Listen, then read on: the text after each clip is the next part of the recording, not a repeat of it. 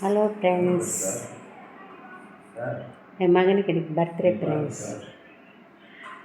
14 முடிஞ்சு 14 ஷாப்பிங். ஆனால் இந்த நாள் வந்து பயங்கரவே முடியாது. என் மகனுக்கு ஃபஸ்ட்டு பண்டிகை வந்து கிறிஸ்மஸ். இன்னும் 2 நாளில் கிறிஸ்மஸ் வரும். இன்னைக்கு 22.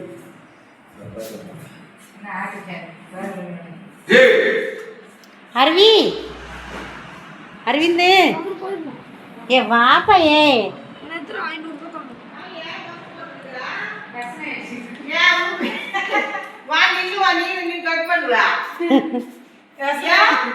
வரலையா தூக்கின்னு போய் வெளியே விட்டுடுறான்னு.